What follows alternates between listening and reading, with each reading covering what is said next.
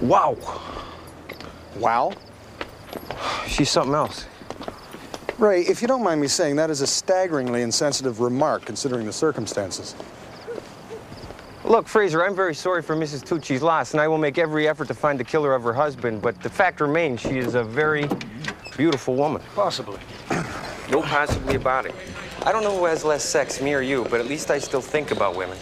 Is that better or worse? It's an interesting question. Thank you. Vecchio, where do we stand on the Tucci homicide? He was killed with a .32 caliber. At this point, we suspect everyone and no one. We can rule out robbery as a motive. This is found on the card. How much is there? $4,000. Right. Now, what's a peanut vendor doing with $4,000? Oh, it's not peanuts, sir. Damn right it's not. No, it's pretzels.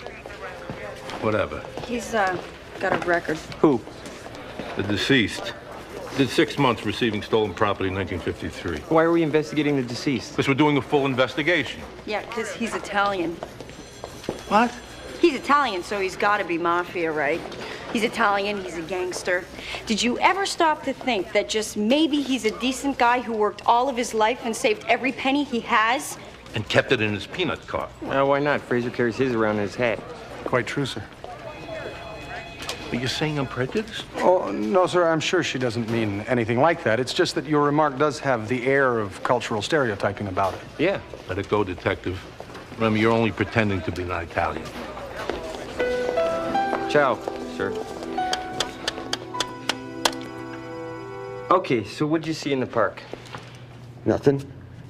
You told the officer you saw something. Now, what was it? Look, I'm not in the mood for 20 questions, so just tell me what you saw. A guy. What kind of guy? A lumpy guy. Was Mr. Tucci with the lumpy guy? Yeah. Was he arguing with this lumpy guy? No. Did you ever see Mr. Tucci in the park have any trouble, like an argument with a customer? Kill somebody over a pretzel? When did you see this lumpy guy? Right before the shot. Can you describe him besides lumpy? Drooping mustache. Big gut. Skinny legs. Like a fat, skinny guy. Would you recognize him? I guess. Okay, come on. I want you to take a look at some pictures. A lot of different pictures. We got tall guys, we got wide guys, we got a mixture of the two. You could set your clock by him, sir. The route was predictable and almost never varied. Over the course of the week, it became clear that his route would take him along here, then up to here, and then across to here on Rainier Street, and then straight back through the park. You memorized the pretzel guy's route.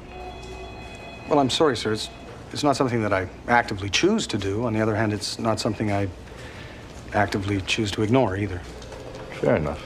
I will try to correct that, sir. In the meantime, I thought it might be useful to your men to know where he had been on the day of the murder. Oh, yes, absolutely. Hey, Frage, there's Luann Russell on the line. She's calling on behalf of Mrs. Tucci.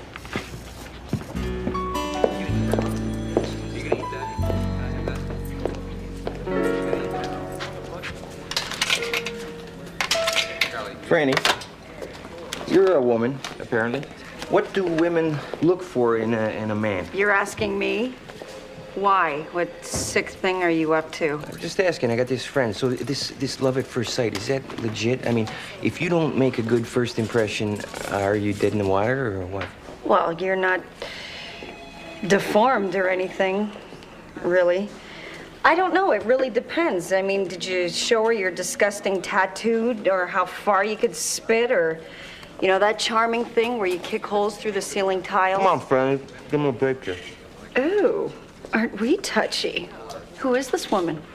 Nobody. Just someone I'm at work. A cop? No. A criminal? No.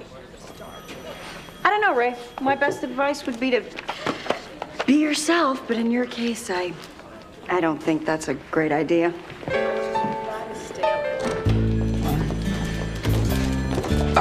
Fraser? So, where are we going?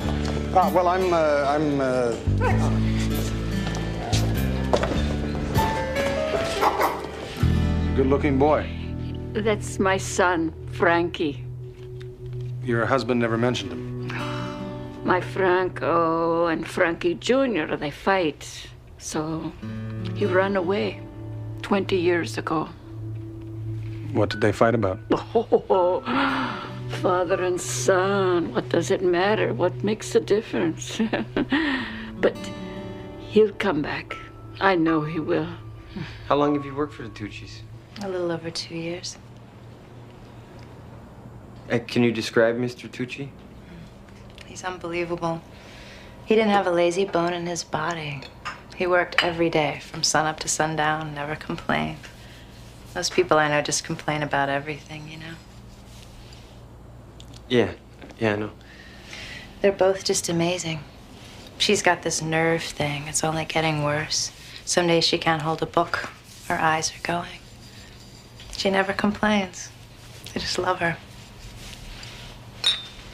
You know what she really likes? No.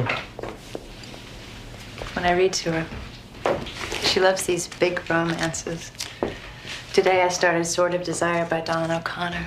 Do you know it? No, I don't get a lot of time for reading, though, you know, I like reading. Well, they're great. Gabrielle's chest heaved with passion. The wind whipped her raven hair as she stood at the edge of the parapet, thinking only of her passion for Paula. Her lips. She reads it to me every afternoon. Sometimes she puts it on a tape, so if I get awake in the middle of the night and I can't go back to sleep, I listen again.